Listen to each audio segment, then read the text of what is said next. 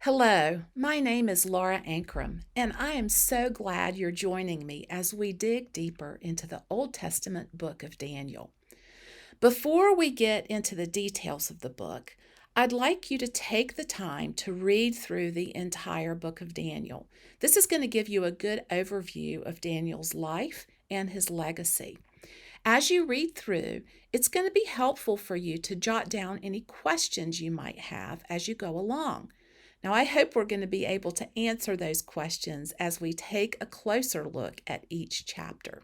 So, your assignment this week is to read the entire book of Daniel. Now, anytime we begin to study a book of the Bible, it's important for us to understand where that particular book fits in with the timeline of Bible history.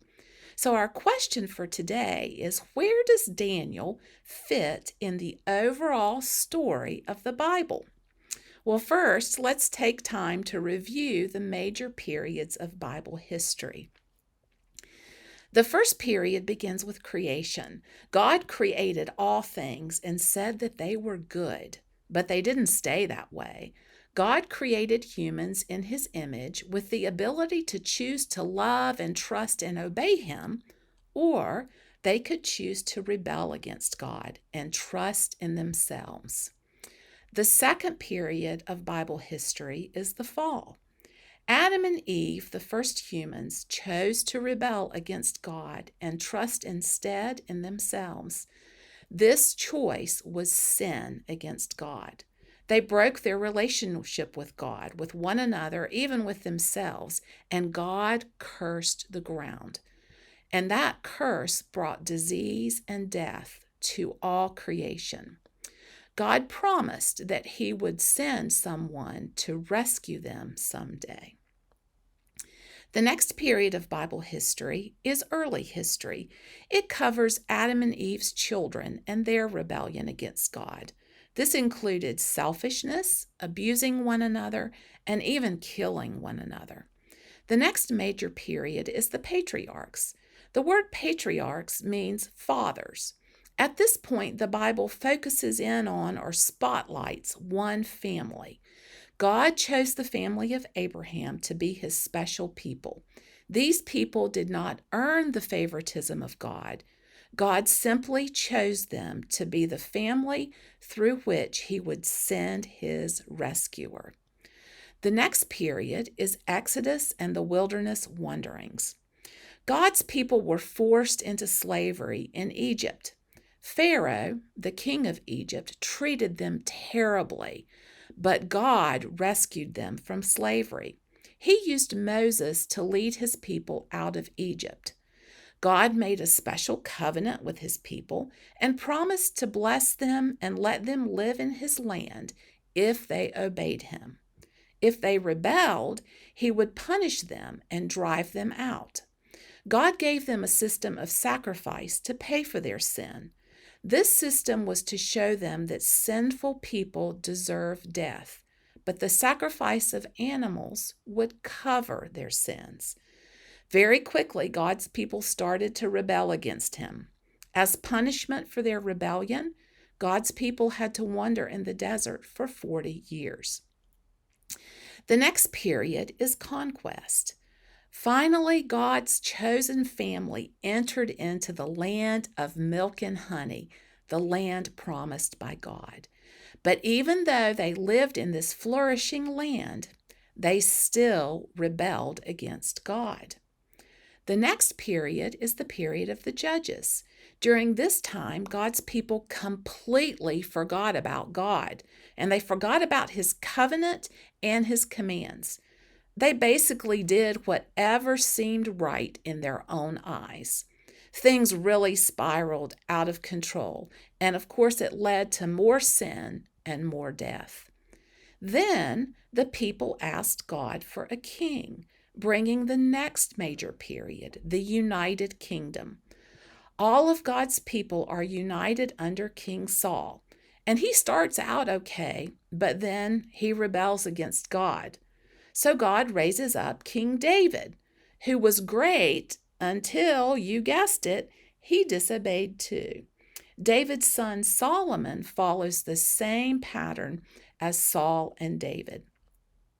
The divided kingdom started when Solomon made foolish decisions, resulting in part of the people following a king to the north and the other part following Solomon's son in the south. Most of the kings during this time rebelled against God, and they led the people to worship false gods. Both kingdoms and their people continued to rebel. God sent prophets to try to convince them to turn back to him. God sent other nations to conquer his people, and he sent them into exile as a punishment for their sin. During this time of exile, God didn't leave them. For those who were obedient, God moved. During this time period, God continued to send prophets to try to lead the people back to obedience. God next allowed his people to return to the land they came from.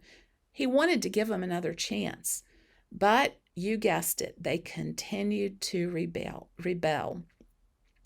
Then there were 400 years of silence. No new books of the Bible were written. No prophets spoke.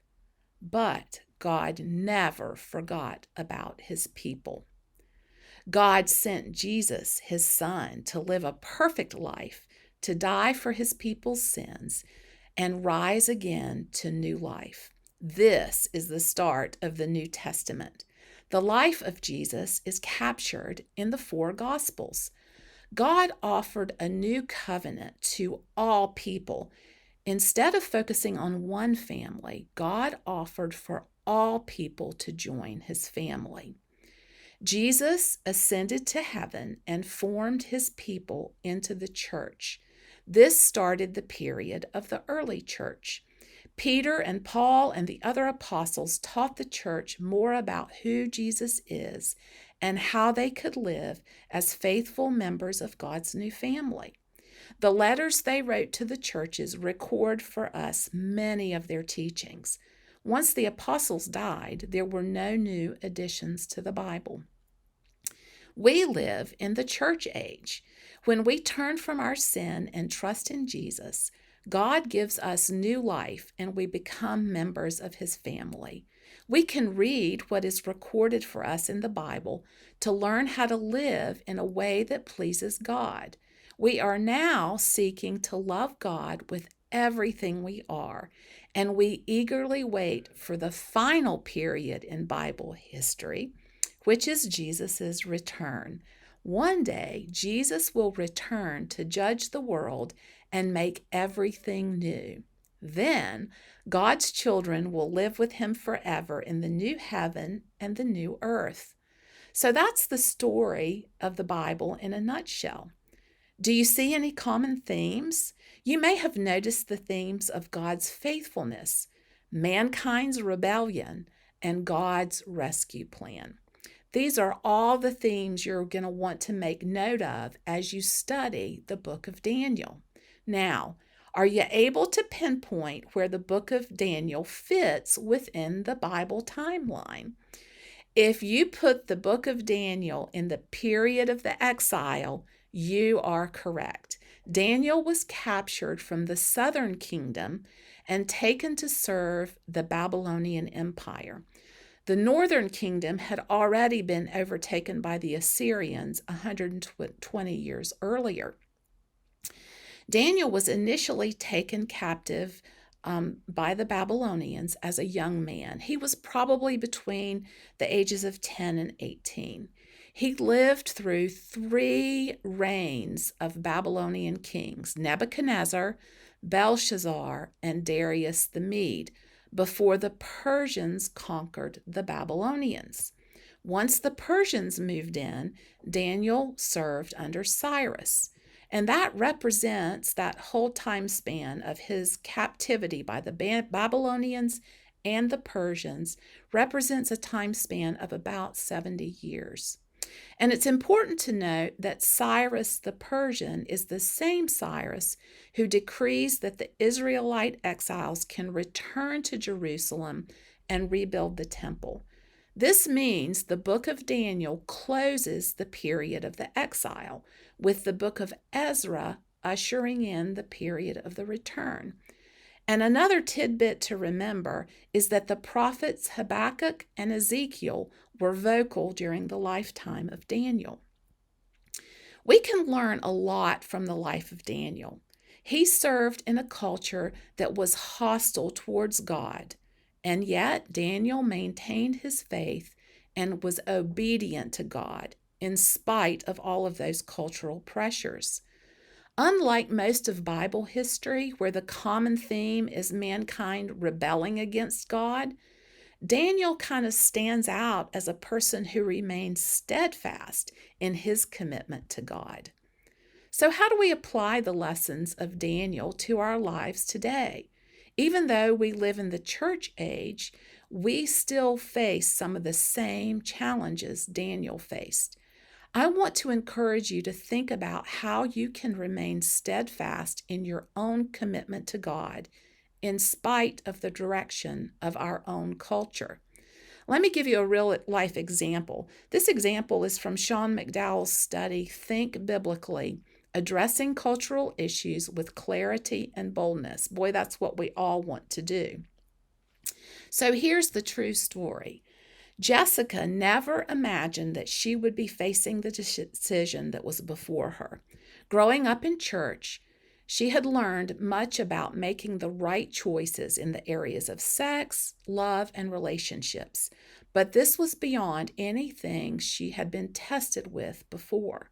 How can I possibly do the right thing, she wondered, when my college psychology professor has assigned me to review a porn film as part of my grade? Without this assignment, Jessica's grade would suffer greatly, but she also knew that she wanted to honor God and obey Him by being sexually pure. What should she do? What would you do? Now, this might not be your Daniel dilemma, but I guarantee you probably have circumstances where you feel caught between God and your friends, family, neighbors, co-workers, or employer. Determining that you want to honor God before the moral challenges come is important for standing strong. And I think there are lessons within the book of Daniel that can help us resolve to honor God no matter what our culture might hurl at us. By the way, Jessica convinced her professor to let her write a paper giving her argument for why she should be excused from this assignment. It was so well written that the professor allowed other students to opt out of the assignment as well. You never know how far-reaching an obedient decision can ripple. So remember, read the entire book of Daniel this week.